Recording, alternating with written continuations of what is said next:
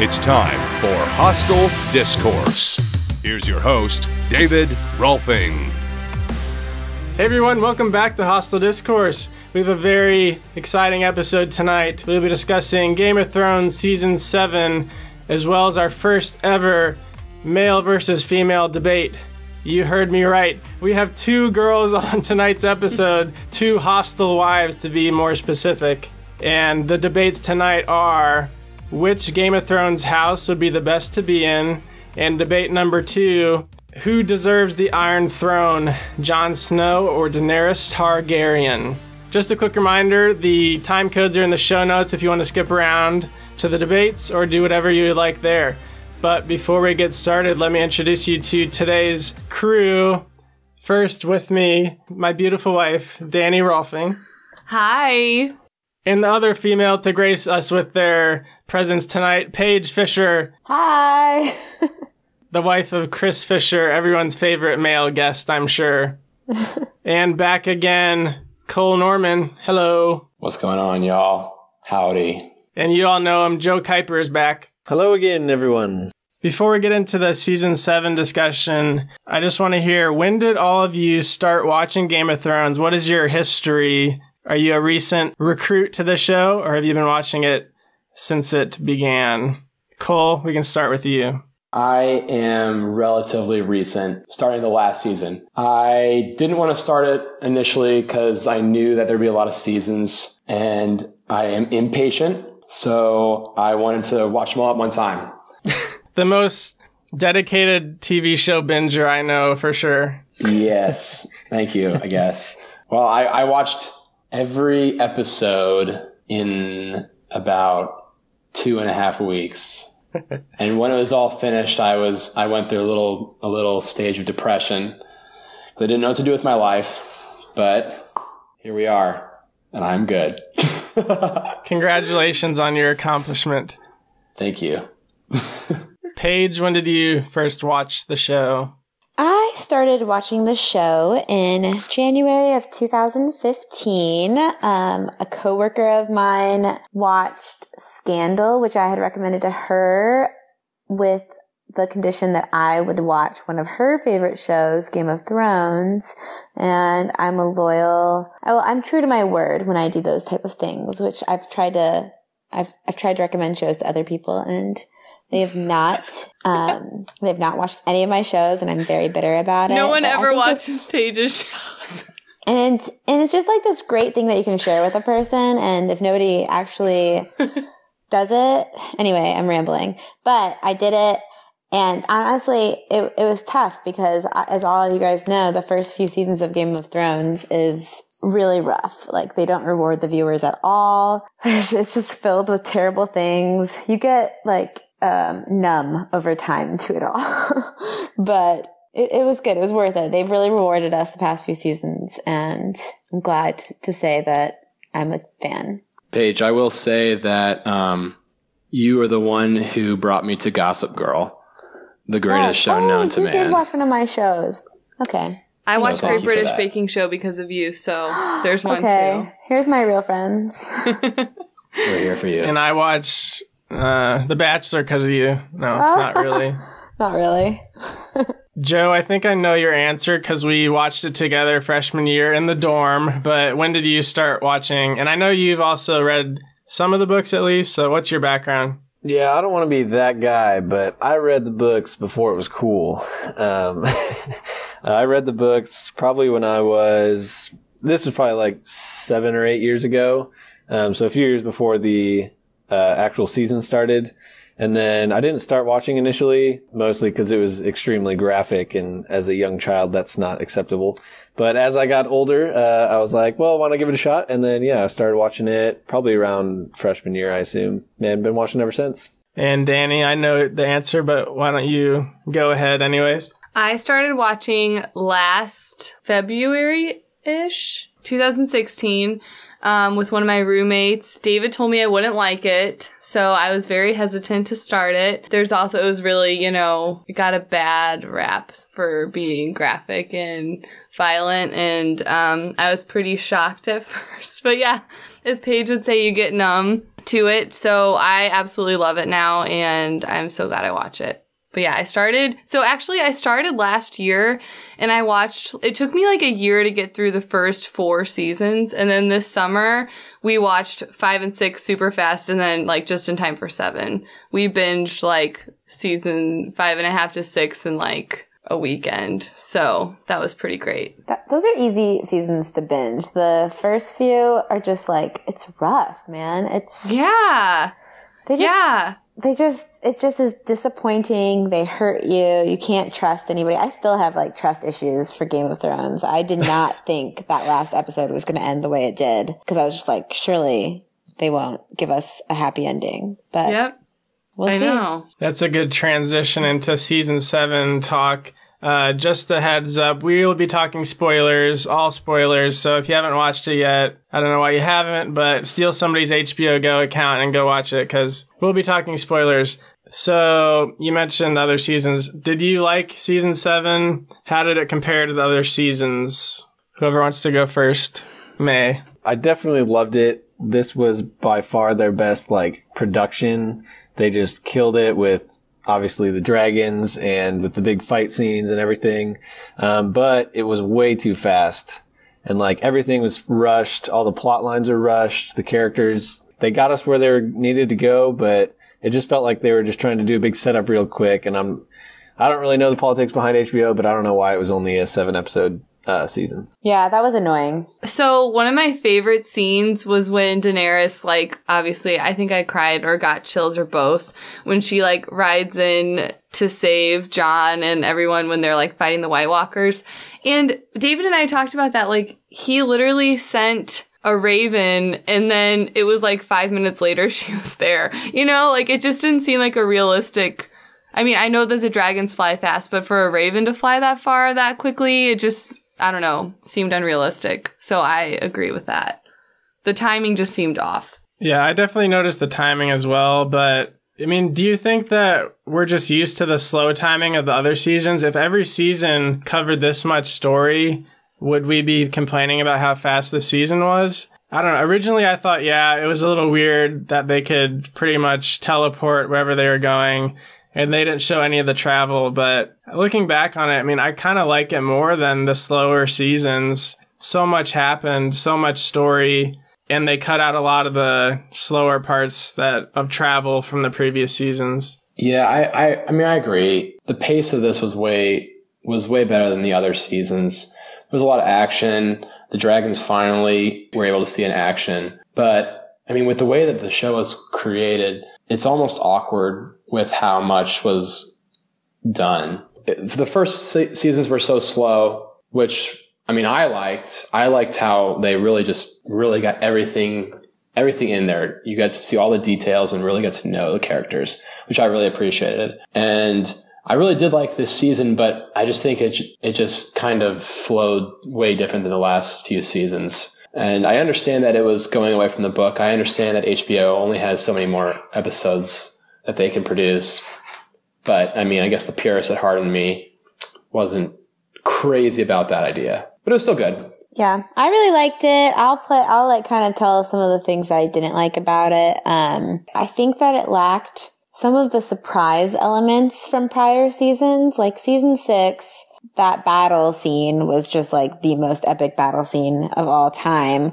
And we just did not know what was going to happen. And I think it was really shocking. And then Cole and I were actually together when we watched the finale last year, when Arya just killed that guy and he ate his own family or something like that, because she the phrase made it into it. It was just so epic and awesome, and we just didn't see it coming.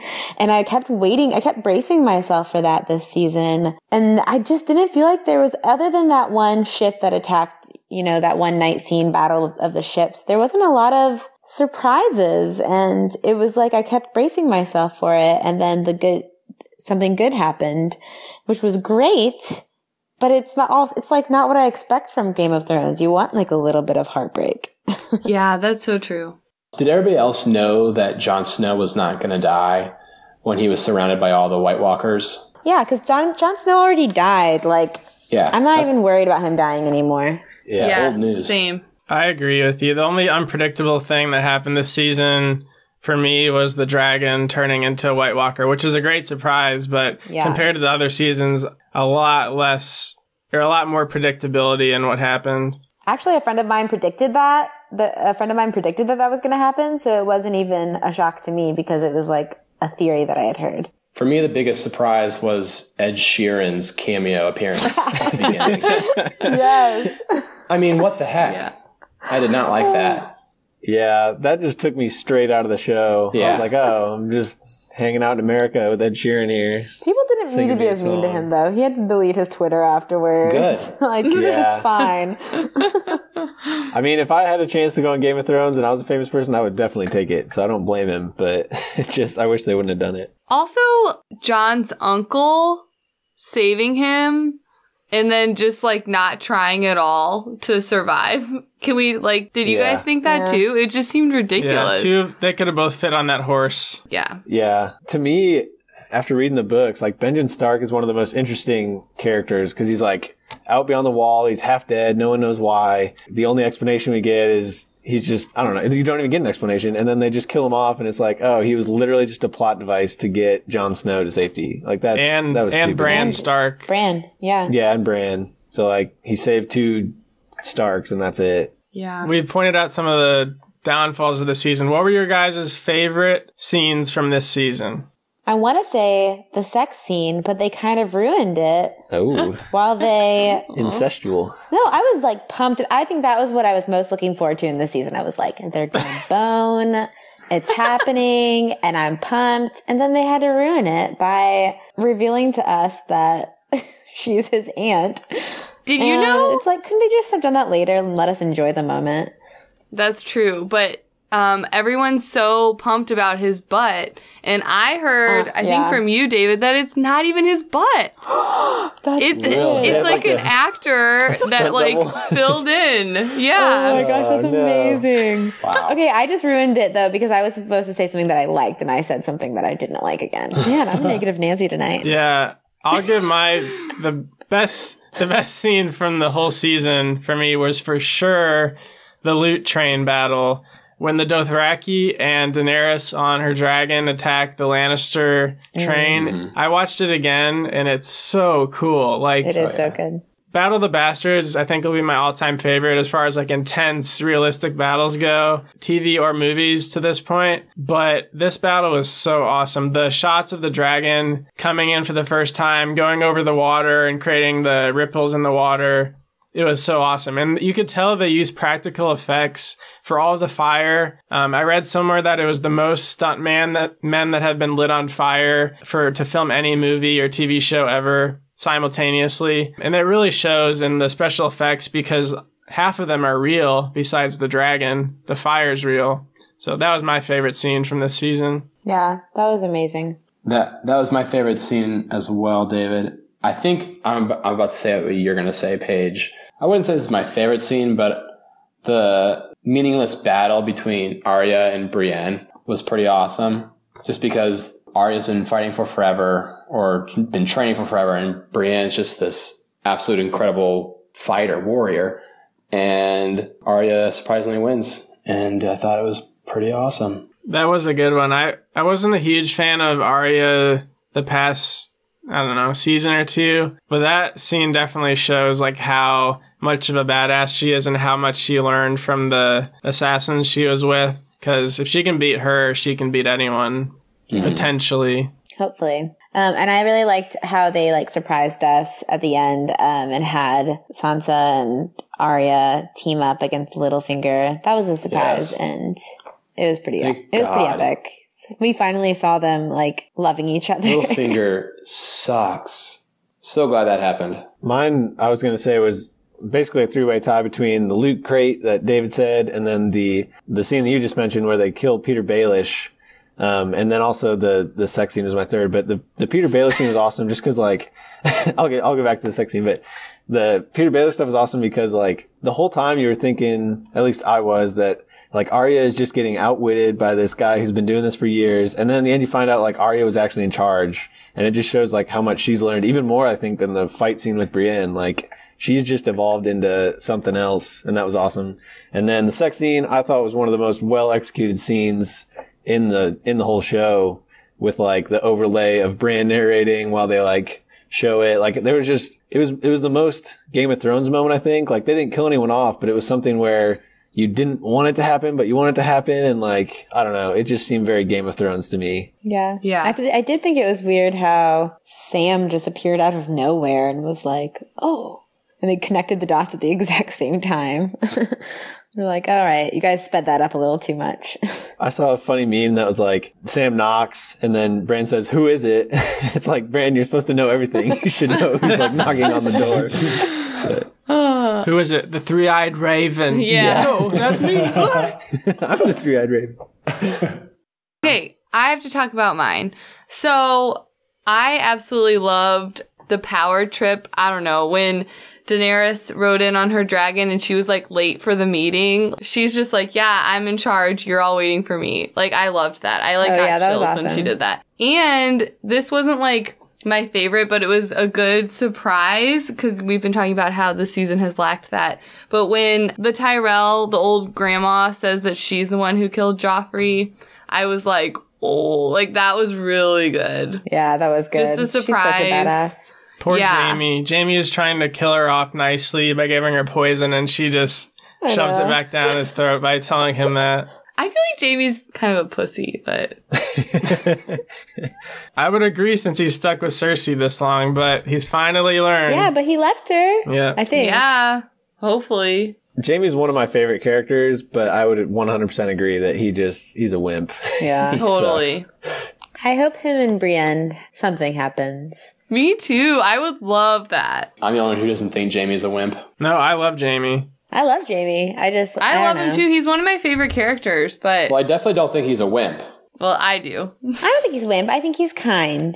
He's just like blinded, and until this season, he didn't like make any hard decisions, I feel like. And then he finally kind of. I mean, I would consider his loyalty a pretty strong decision consistently. Yeah, and like he ran to the dragon to try to, but I was just like, you're dumb, you know? Like that wasn't wimpy at all, but He let Tyrion escape from jail before he died, before he was going to be killed. He basically helped Tyrion get word to Cersei so that they could have the whole big meeting at the end. I mean, he's definitely risk-taking. Cersei obviously is ruler, but she is the queen. And he saved Brienne when they were captives from like being raped or killed. He's done a lot of heroic things, I think. I would argue he's had some of the most character development.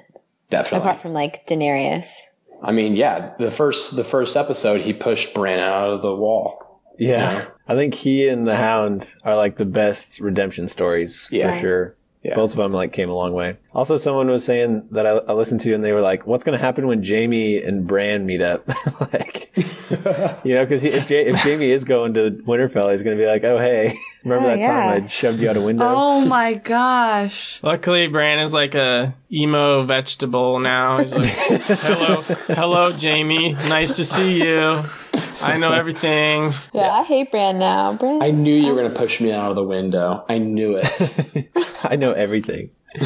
He's so hard to look at too. Like he's just so ugly to me. I don't know. Well. No. Yeah, It's always such a cute He was a cute kid though. He was so cute. He was so cute. It's all right. I'm just glad they stayed with the same actor, at least. It's always a risk with child actors. You don't know what they're going to look like 10 years from then. But let's talk a little bit about some of the things that were set up for next season in the finale episode and what some of our predictions are on what's going to happen. I guess we could start with the dragons. One of them's evil now. Are the other two going to fight it, take it down? Or do you think that one, it looks like extremely powerful compared to the other two normal dragons? How do you think that's going to work out? How are they going to kill it? Or are they not? Is it more powerful? Do you guys think it's more powerful than the other ones? No, I think that they'll kill it the same way they'll like defeat. It'll look like they're about to lose. He'll do some serious damage, and then someone will just need to defeat the main dude, and then he'll die with him. Is the blue stuff just blue fire, or is it like some kind of ice stuff? I would say fire because it burned down the wall. I almost think of it more as like blue energy, like it's like a laser.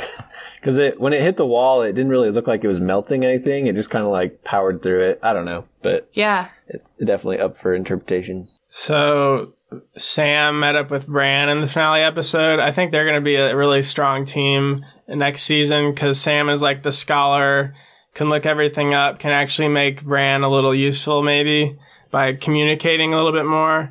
And Bran obviously can see everything. I don't know. I think they might be the ones to solve how to defeat the dead army. Unless Bran is the dead army. That's one of the theories. Yeah, wrong with that. I hate that theory. Oh, I don't like that either. I don't know. I'd be kind of into it. I think it'd be interesting. It just doesn't make sense. How would the show end with like him finally breaking the cycle and No, like they'd have now to kill he's Bran. not? It doesn't really... Okay, one thing I feel like Game of Thrones is really good at is staying true to, like, the characters. I feel like that would be really out of character for him to end up bad, you know? But it was like an accident, not on purpose, you know? He went too far back in time. Yeah. I guess if it was an accident, it makes more sense. Kind of like how he accidentally pretty much destroyed Hodor. R.I.P. That was so sad. I cried a lot during that scene. Do you think that Arya is going to take Littlefinger's face and kill Cersei as him or kill somebody as him? Yes, I really hope Arya is the one who kills Cersei, but I'm also okay with Jaime killing Cersei. That'd be awesome. Do you think Jaime could do it? He probably will. I think there's a theory that it's something, I heard something about how there's a prophecy that one of them will kill each other or something like that. You guys know what I'm talking about? I don't think Jaime's going to kill Cersei. I still think Arya's going to. I mean, she's still one of the main ones on the list. I think Arya will go and become Littlefinger, go down to King's Landing, try to act like he's going to give, or Arya will give advice to Cersei, whatnot, try to get in that and then just kill her in her sleep or something. I'm still so mad that Jaime didn't die in that finale. I love Jaime. He's one of my favorites. But like he should have gotten his head chopped off by the mountain. Like if that was George R. R. Martin writing that story, he would have died without a second thought. And like I feel like they're just getting so weak now. Like the producers are like too scared to kill off any characters. Yeah, I agree. Like, I thought for sure Jaime or Tyrion was gonna die. Yeah, like they both were in that position, so why not kill one of them? Yep, they teased it both times with the mountain, like, unsheathing his sword, but he didn't kill him with either of them. It was definitely not like the writing of George R.R. How do you guys think that Sansa's going to respond to Jon and Daenerys? What do you think is going to happen with that? No, she won't like it. I think she'll be fine. I think the biggest issue is Littlefinger and other dummies getting in her head. She doesn't really have a mind of her own. She likes that influence, and I think the main cancer of Littlefinger is gone, and she'll be okay. I don't know. I think she disrespects Jon a little bit and his ability to lead. So I could see her kind of being like annoyed by it. Do you think that Cersei's baby is real, or was it an implantation from Kuiper? Oh, yeah. I think it's real. That'd be weird. I mean, he's like the only friend that Cersei has left now. Kuiper, the weird witch doctor guy. Yeah. So I feel like he might do something with the White Walkers, try to weaponize them or find the cure. Who knows? But I don't know. I also read somewhere somebody said, what if Cersei's baby isn't Jaime's? It's like some weird creature Kuiper put inside of her, which I feel like she's crazy enough to do something like that because all of her kids died. Yeah, so, she's crazy. I don't know. That could be weird. How have they not had a mentally challenged kid? I know. I mean, like, come on. I was just thinking that. Because they're Lannisters. They're pure-blooded. Ugh, it's gross. Well, that's a good transition into... I think we should probably start a debate, and I know, Cole, you are going with Lannister for the first debate. I will be the judge. First debate is the free-for-all debate. Which Game of Thrones house or family, same thing, would be the best to be in? So I guess, Cole, you can start with your opening statement. We'll go with 30-second opening statements. Then some more information and then rebuttals and closing statements. The normal shebang. But Cole, you can start with your Lannister pick. Jeez, I didn't want to go first, but here we go. So, Game of Thrones has placed a target on the back of the Lannisters.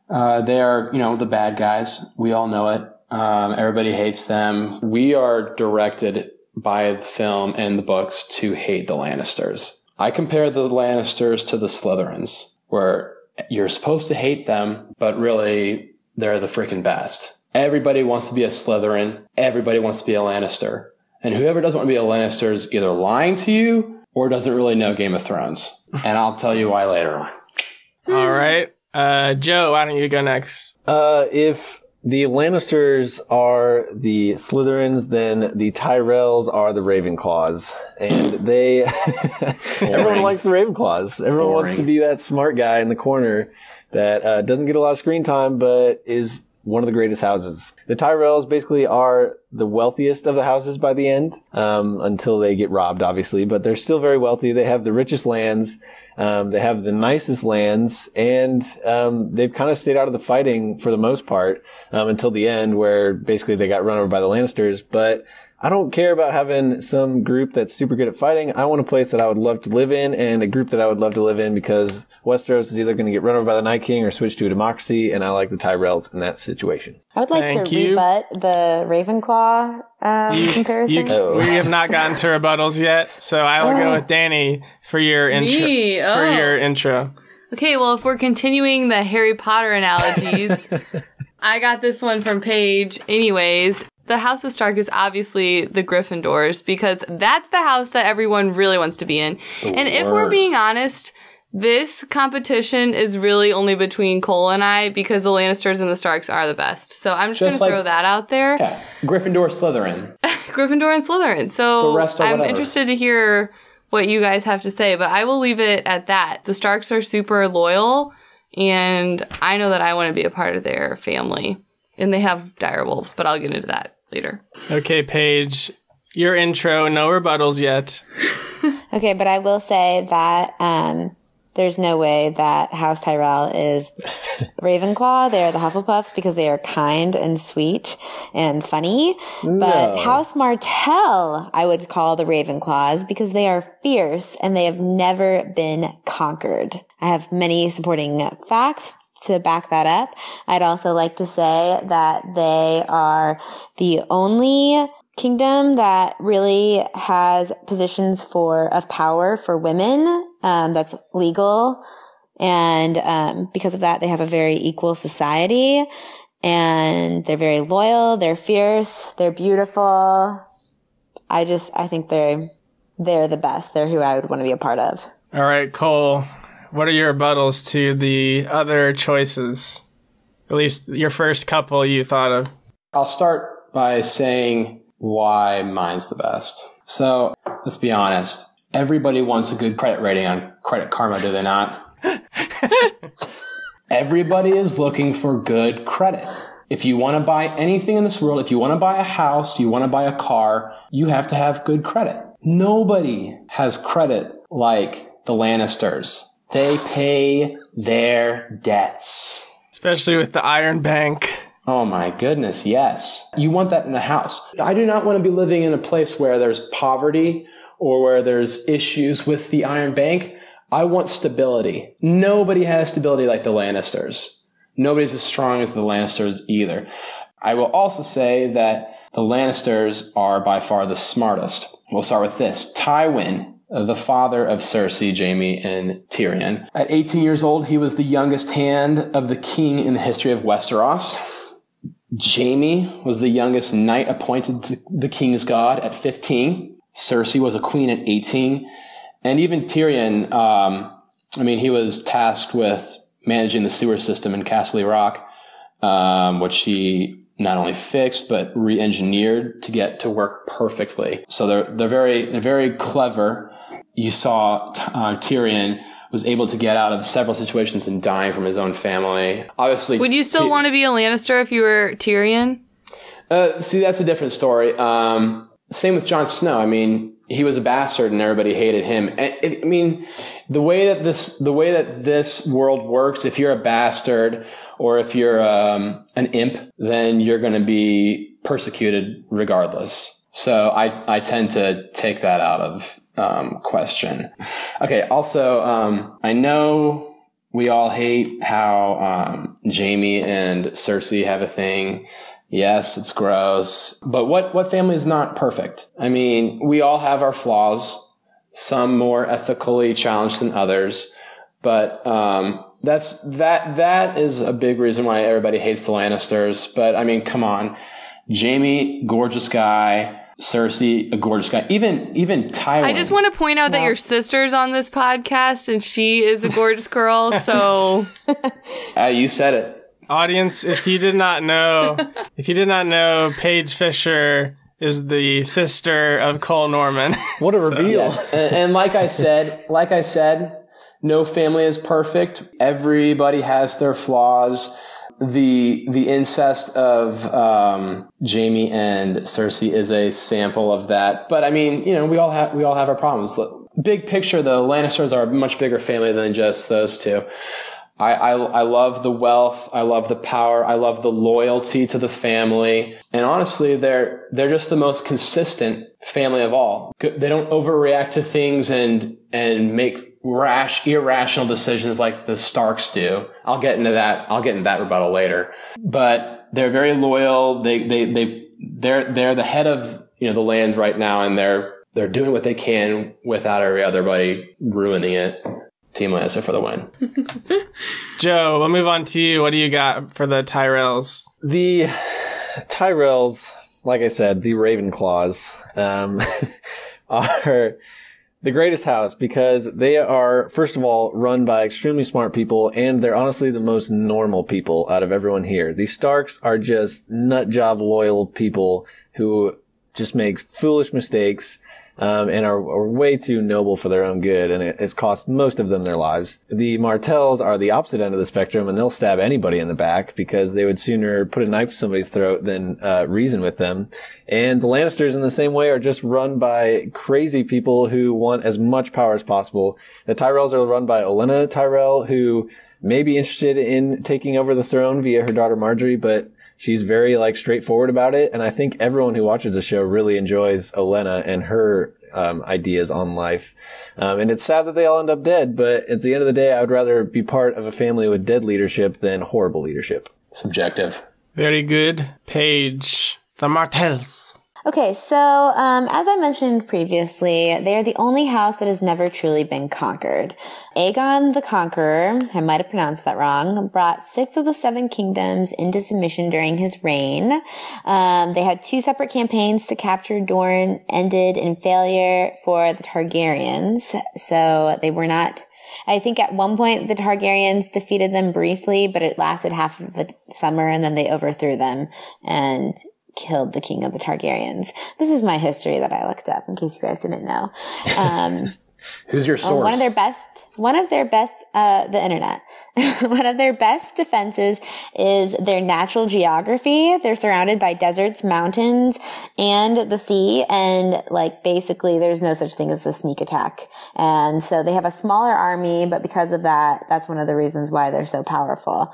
Nobody can really get into that. They also have just crazy loyal family that does not forget a grudge. I would argue that both them and the Lannisters, it's a good trait to have.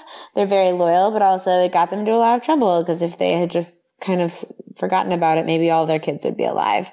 But it's definitely, you want to be a part of a family that is loyal and has each other's backs. And they definitely did, minus the incest. They also, as I mentioned previously, are the only house that lets women hold positions of power. Cersei? Cersei stepped into power, but even at one point she said that she wished that she was born in Dorne because she could have inherited that power. She kind of just stepped in illegally. What about Sansa right now? That's true. Sansa does have a position. Are they allowed to do this? I did not interrupt. What about Daenerys? Olenna ran House Tyrell also.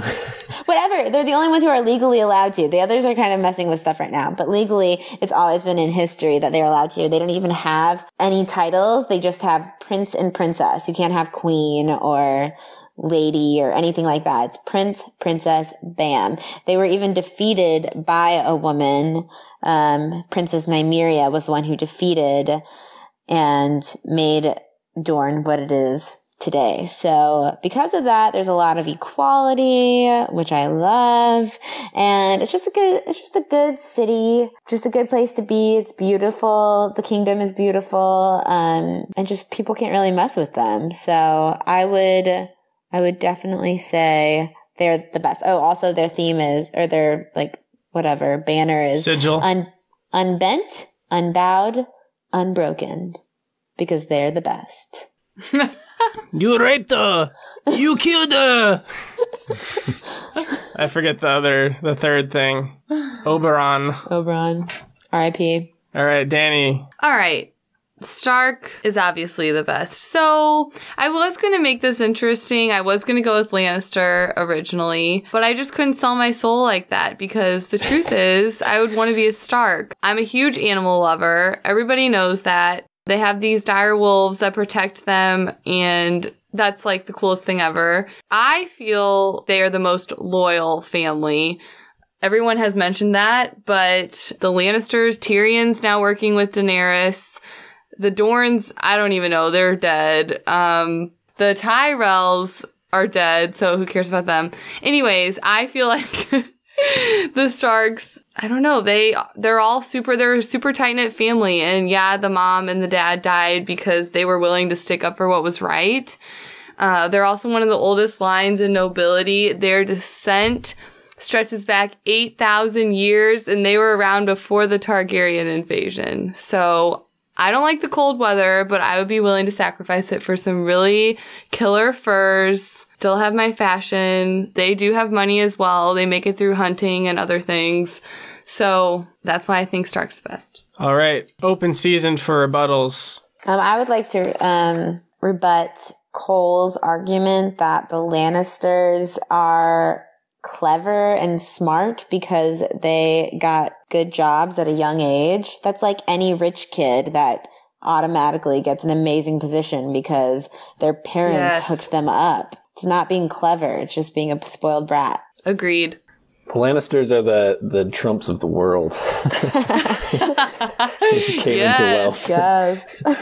That's what they write to make you believe that. It's all a mind game. And George R. R. Martin's smart for that. I'm not going to argue against Paige or against Joe because y'all's houses, no offense, are worthless.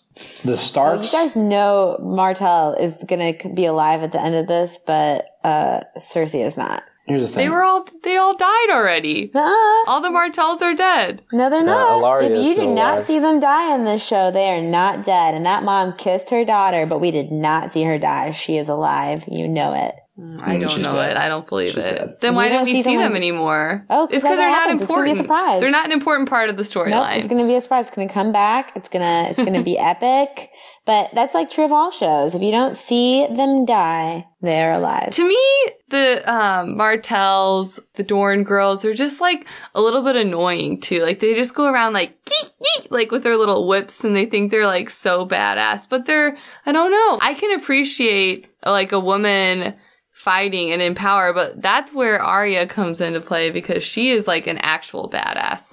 That's true. I won't argue that. Arya is a badass. I really don't think the Starks are the good guys in this show. I think they're just put out to be the good people with the way that the movie is produced, or the show is produced. I mean, you see it in several situations where several Starks have been killed, and the reactions from the Stark family is just, it's sloppy. All of them. I mean, several situations. You call them reuniting and taking back Winterfell sloppy? Absolutely.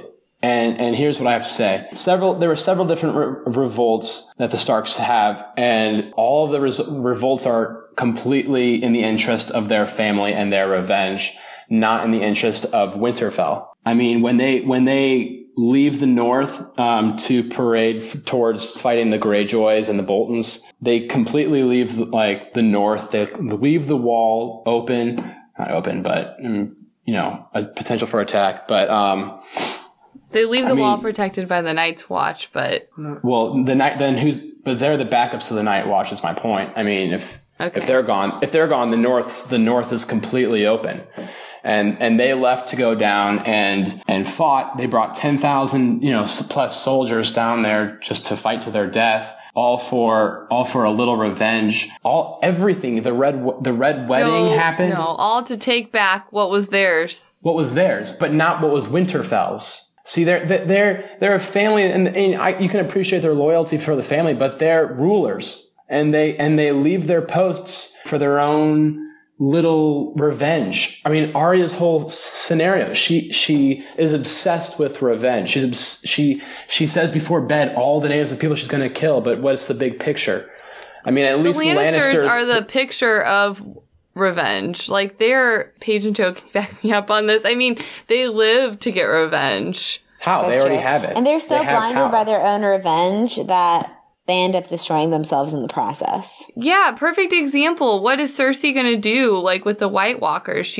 All she can think about is herself. And Cersei doesn't even have her kingdom to support her because she hasn't been a good queen. She hasn't tried to form, alliances. She's literally just cared about her family, which is now dwindled down to 2 people who both don't like her anymore. And there's 4 in the Starks. When Cersei took over, it was already crumbling. Right when Robert Baratheon was killed, that's when everything tore apart. I mean, the Targaryens are trying to get him. Well, I wouldn't want to be a part of a crumbling family, personally. Which crumbling family? Lannister. You just said it was crumbling before she took it over. No.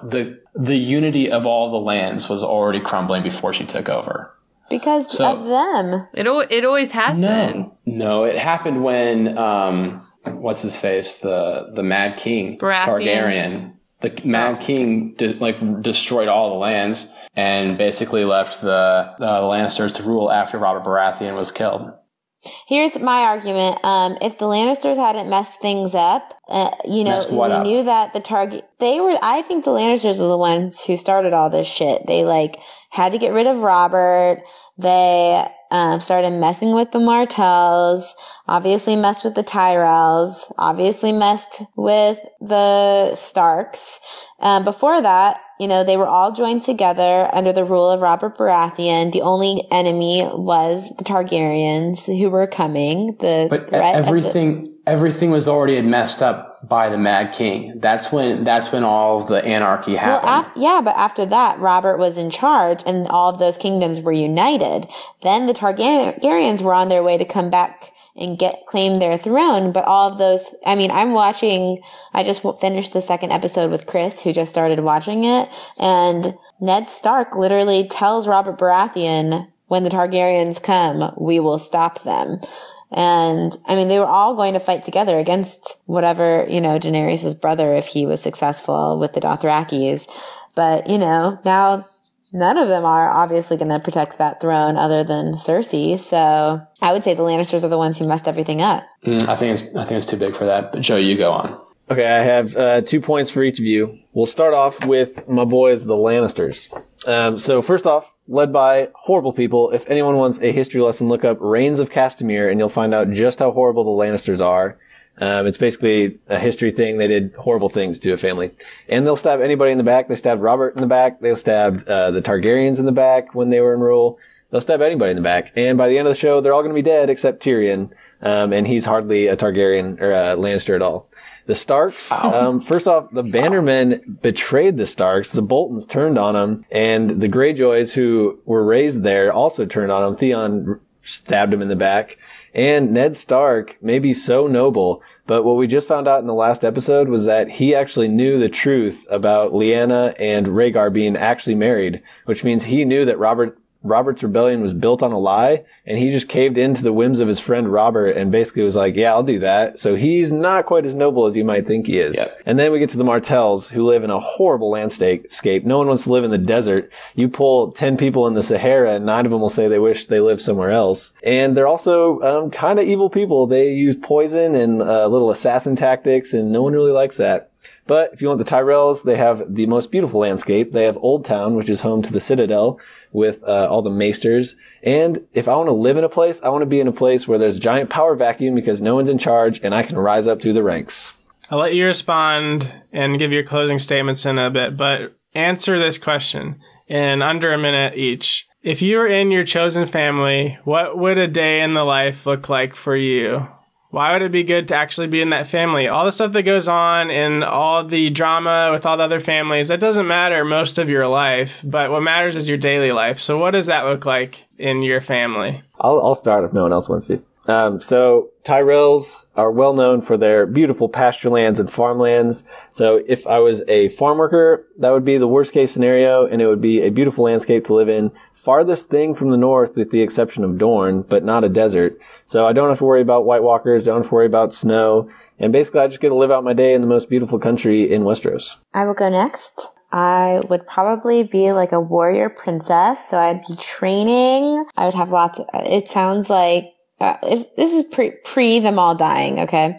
So there'd be a lot of sisters around me, good family that I could hang out with, get competitive with. They were always wanting to be the one that killed that person. So it'd be like this fun little game we played of who got to kill who. And, House Martell, pretty sexual house. Just have some orgies, cause it's just all about free love, bro. Okay. All right. Freak. In Winterfell, I would wake up and have my servant bring me a nice cup of coffee, and I would maybe design my next, fur coat for the winter, because you got to be prepared. It's pretty cold. I would train my direwolf. He would come with me everywhere, just like my dog Brody does now. And I would hang out with my siblings. There's a few little creeks. You could canoe or kayak. There's some really good rock climbing. So, if I were to meet David there, you could do that. Yeah, I think it would be great just hanging out with family, hanging out with my wolf. One thing I love about the Starks is that they totally supported Arya doing her training. It was kind of like, all right, well, you're supposed to be a lady, but we'll let you do this. So they let the women kind of, have their say in what they want to do. So who knows? Maybe I would train a little bit. Maybe I would prepare to marry a king, whatever I wanted. Or maybe I would do both. I would just be like a badass that could fight and was a queen. Yeah. All right, Cole, what is the life of a Lannister? It can go several different ways. I mean, it depends on how I was raised as a child. If I was raised as a child to think, then I would probably be near the hand of the king, thinking of ways to, better the land and just basically, making all the decisions that the Lannisters are so great at doing. Or I would have grown up to become a knight appointed to the King's Guard. And at this point, what I would probably do is pull out a loan from the Iron Bank, buy a few thousand soldiers, and lead them across the fields to kill everybody else because everybody else sucks. And then I would go home, get really wasted like the Lannisters love to do, and do the same thing the next day. Bang your sister. Because, again, Dani, the Lannisters are a long, long-lived legacy. And one little smidgen of crap taints them for forever, which is sad because they are the best. Underrated. Also, there's a reason why the Starks all die, because they're boring.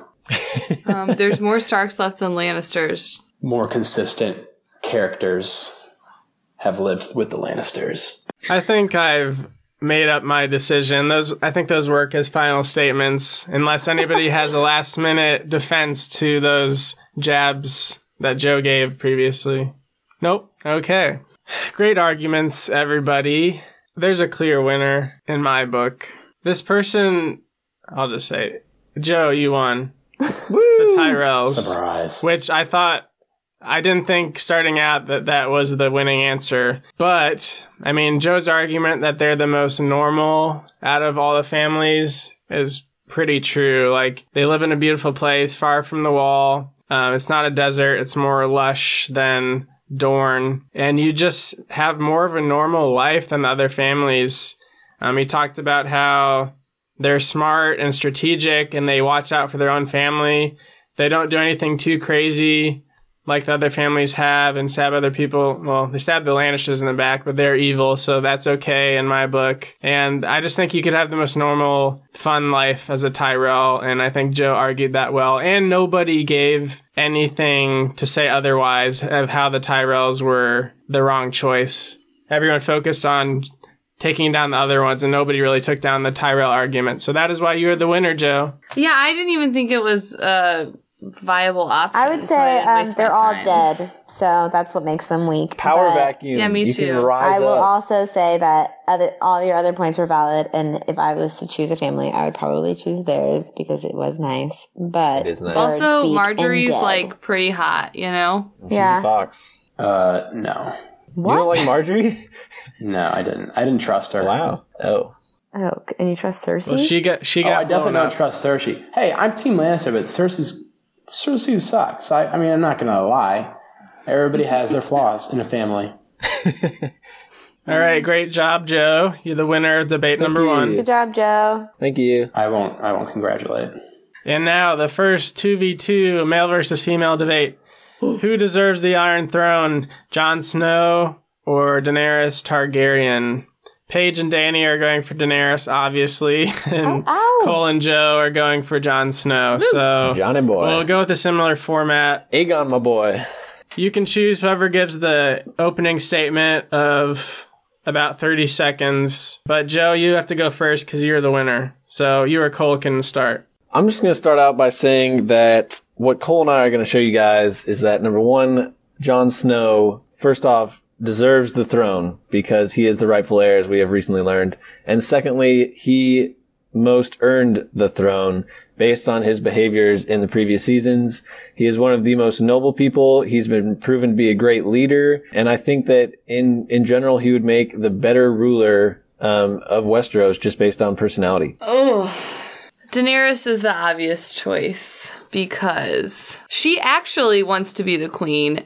Jon hasn't wanted to be a leader for one day in his life. He just sits back. Oh, if you really want me to, okay, you know. And she has always wanted it. And I think that she deserves it. She has worked her butt off to get there. She's passionate about making the world a better place. And Jon is kind of just along for the ride. So, yeah, that's my opening. I don't want to give too much away, but... All right. Cole, what do you have to say about Mr.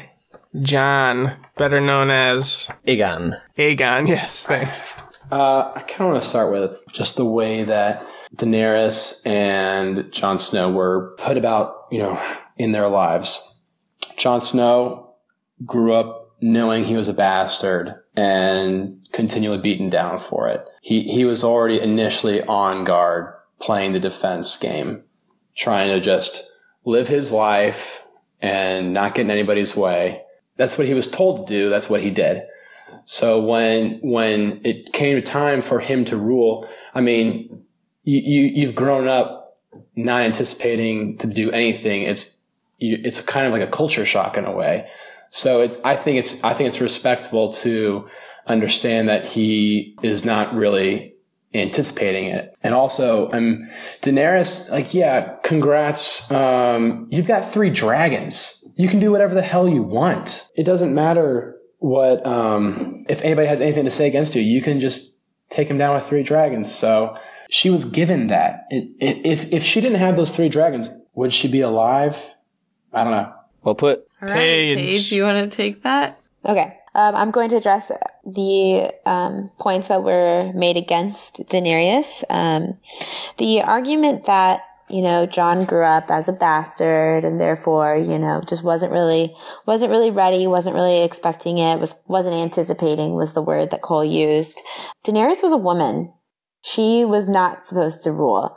She was a tool that was provided to Khal Drogo to be his basically sex slave in order to form that alliance so that her brother could be the ruler with an army behind him. Obviously, things happened and she took control. She learned how to control Khal Drogo.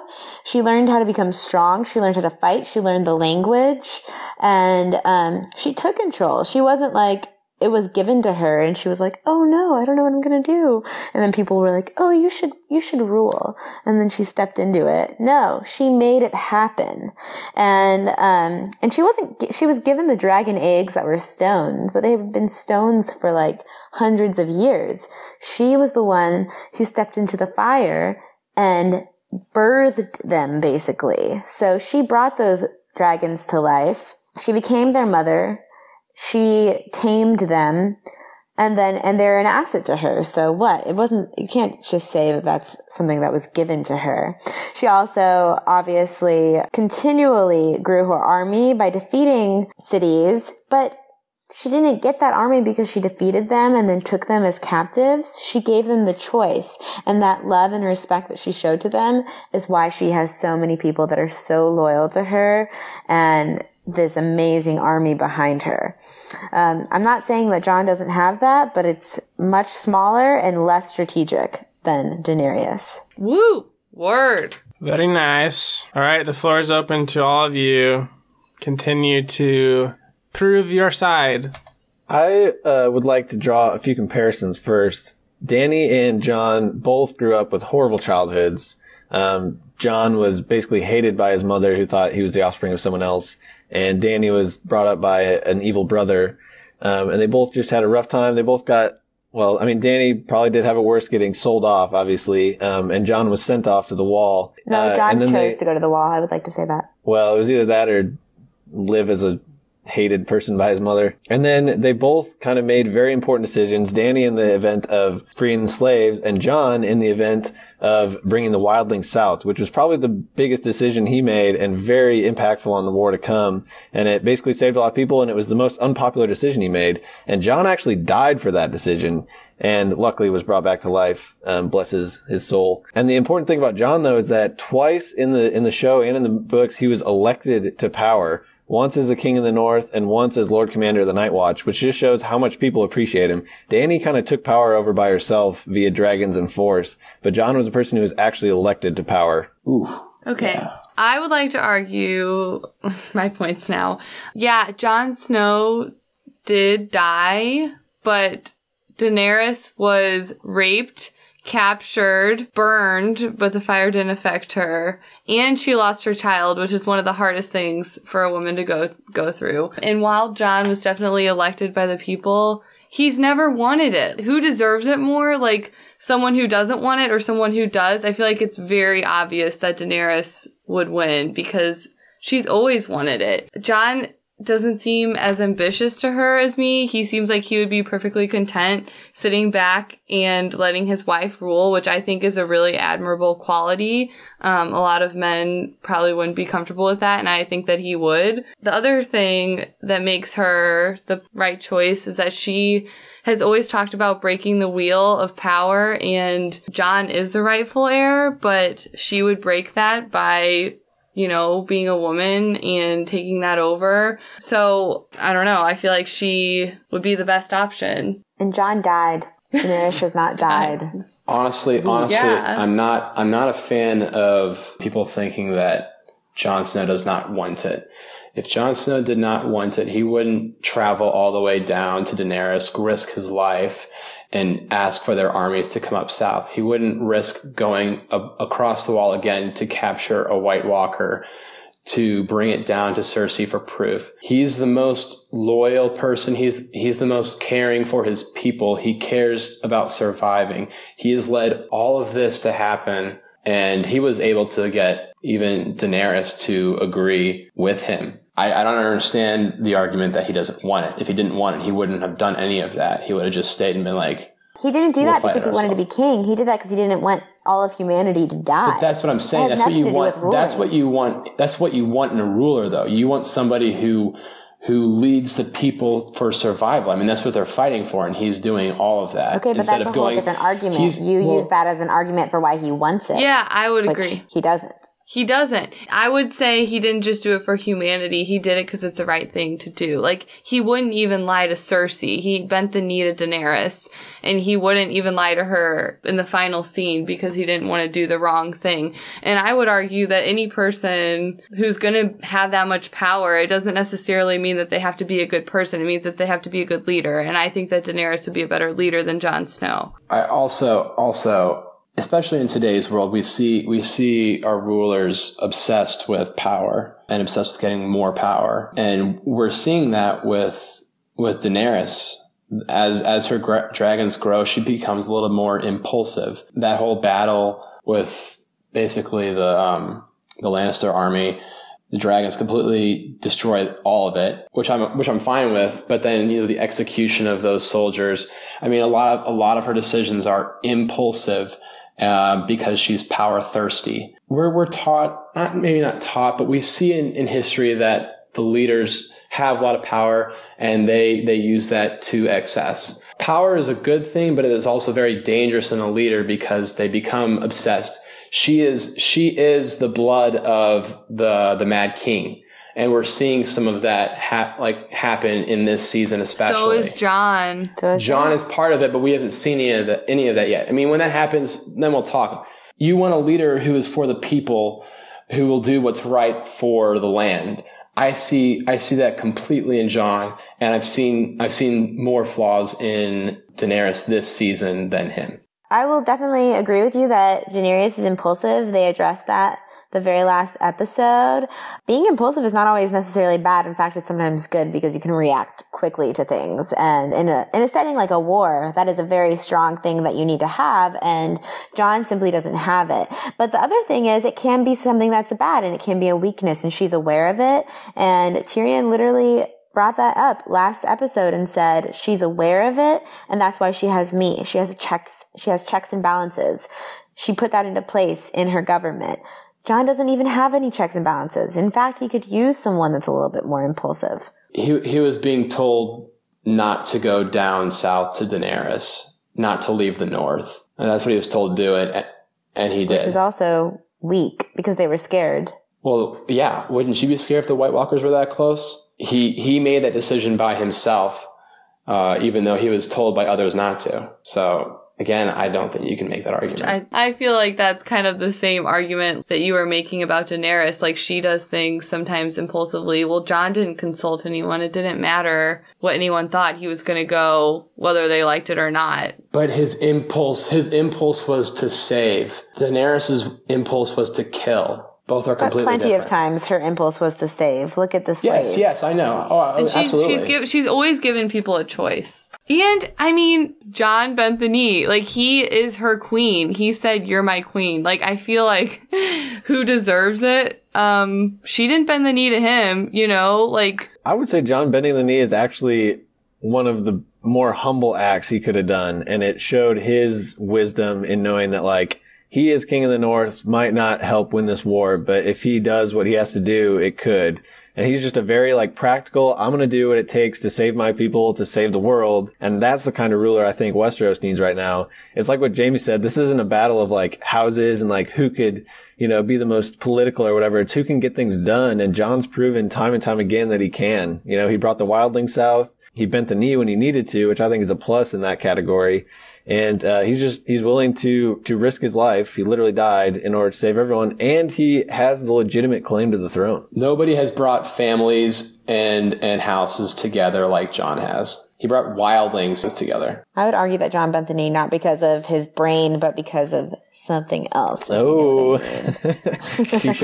And I would argue that Daenerys is doing what she can to save the world too. Like, she went to Slaver's Bay. She got those people. The Dothraki are behind her. And personally, I don't want to be behind a leader who would bend the knee to someone else. I want a leader who demands someone to bend the knee. I think Daenerys is stronger than him. I thought Dany's claim to have Jon bend the knee was just totally unimportant, and she was so focused on it. She's like, if you don't bend the knee, we can't be allies. Why couldn't she just move into Westeros and leave him in the north? Like, why couldn't they be allies together? She acts like she deserves the rule so much, and she really doesn't. First of all, yeah, she's just power hungry, and she can't bear the thought of another ruler up north that literally would have no negative side to being on his own. Mad King traits. Mad King traits. I would disagree with that.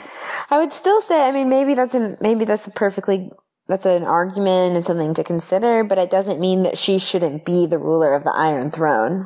I will say she focuses a lot on, I'm going to break the cycle.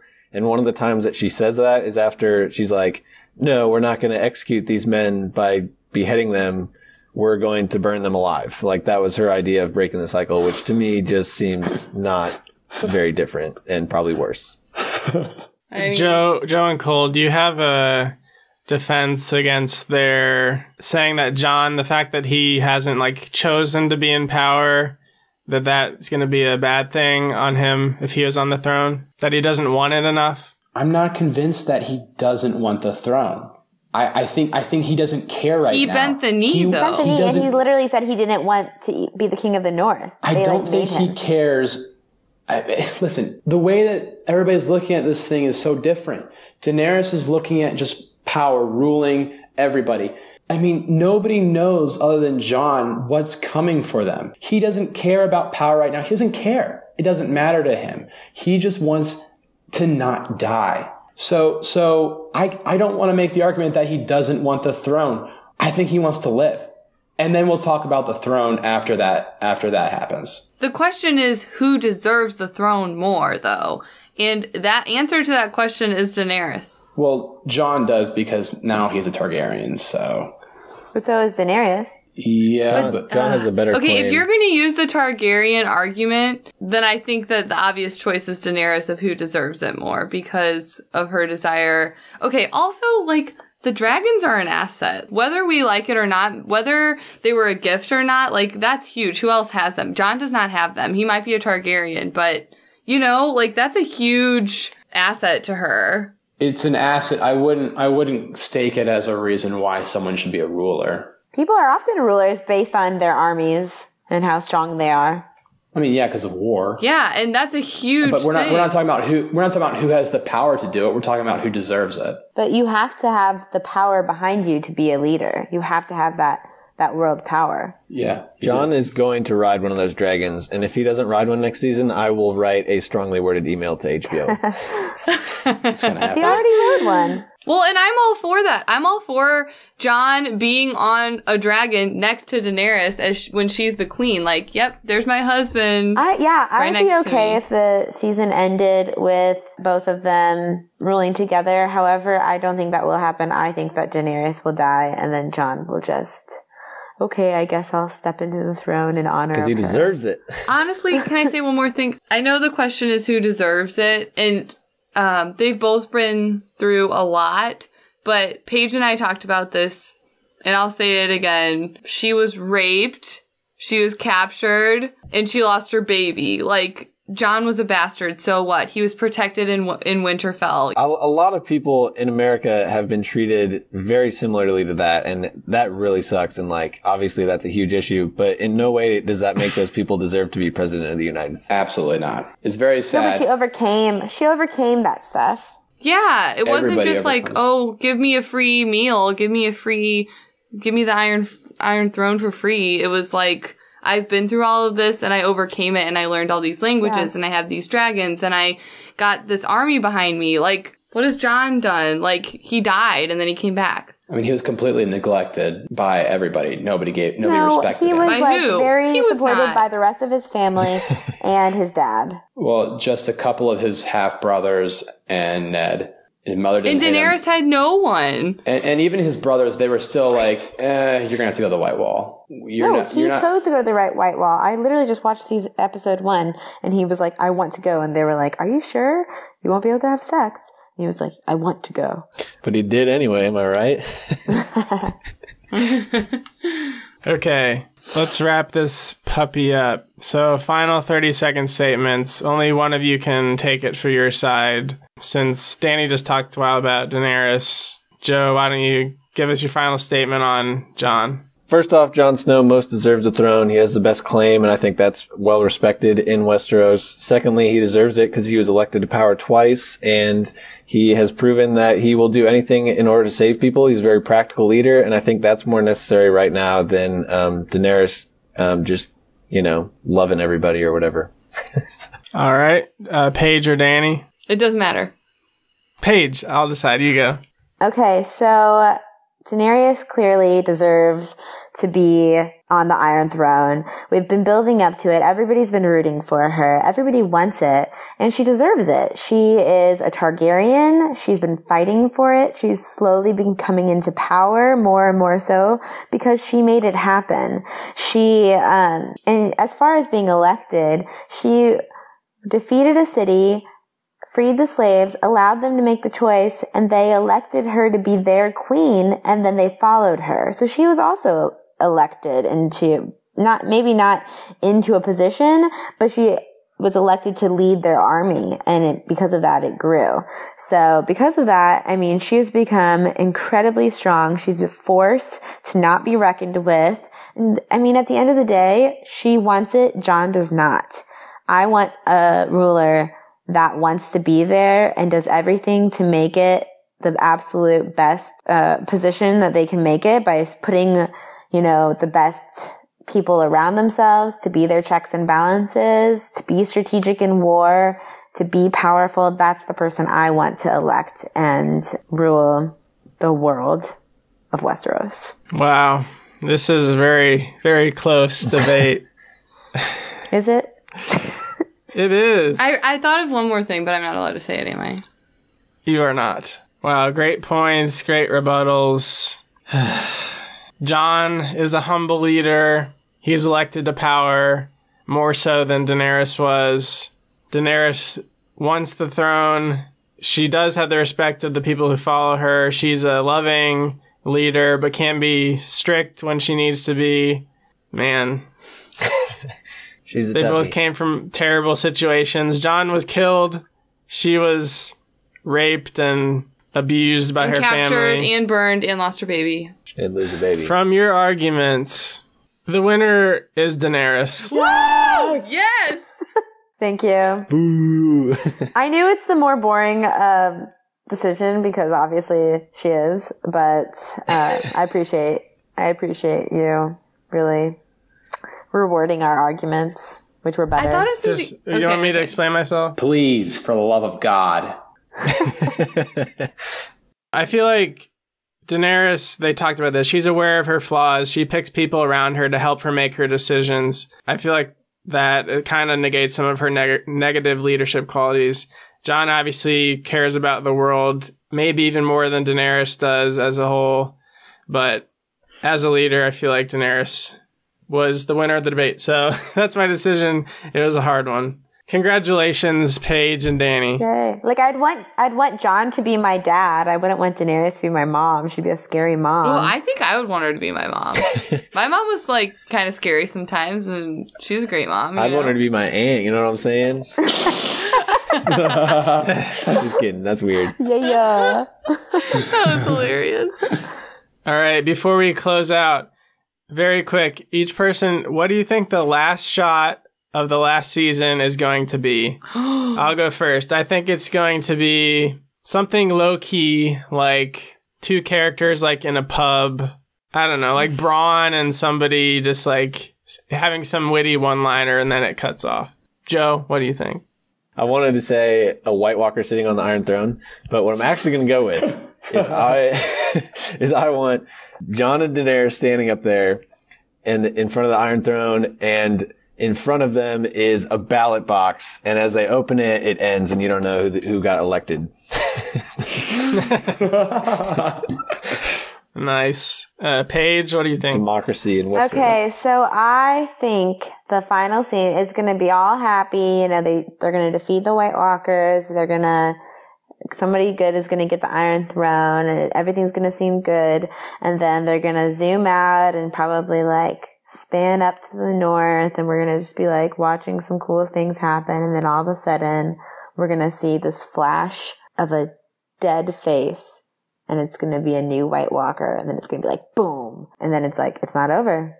White Walkers are going to come back. And it's going to be Hodor as a White Walker. He's going to be like, Hodor.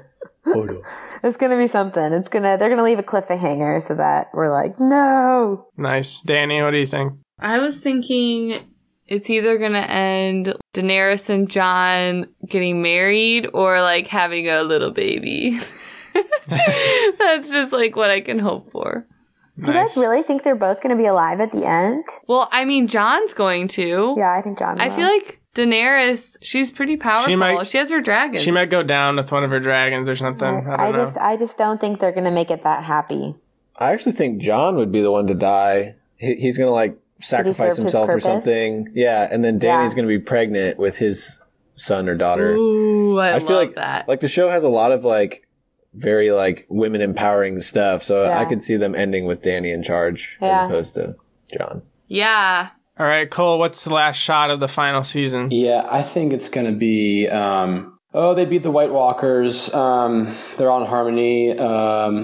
Daenerys and Jon are king and queen, something like that. And there's a big festival. Everybody's, dancing around. The ending music in Star Wars Episode 6 gonna chime in, and you're gonna see all the dead Starks, Ned, and Khal Drogo, and they're all gonna come as light, and they're all gonna be laughing, smiling, and being there with them. That's awesome. They're not gonna be Force ghosts. They're gonna be ghosts of the God of Light or whatever. Yeah. That's great. Oh my gosh. All right. Well, great episode. Good arguments, everybody. Thanks for coming on, Dani, Paige, and Cole. Dani or Dani? Are you my aunt? I'll never tell. We know what they're going to pretend later. Joe, you Y'all are too. Lannisters? Ew. Maybe I'll pull out that Star Wars costume page. Yes. Oh god! Oh my gosh. All right. We're ending this. He's never letting girls back on the show. Thanks, everybody, for listening in again. Make sure to like us on Facebook, Twitter, subscribe to the podcast on iTunes, leave us a review on iTunes, and if you leave us a 5-star review, I will choose every week the best, most creative review and read it on the show to give you some incentive. Woo. So, thanks for listening. We'll see you in 2 weeks. Bye-bye. Bye. Bye. Thanks for listening to Hostel Discourse. Subscribe and leave us a review on iTunes, Google Play, or Stitcher. And check out our other social media accounts linked in the show notes. Join us next time for more inexhaustible debate over the most questionable of topics.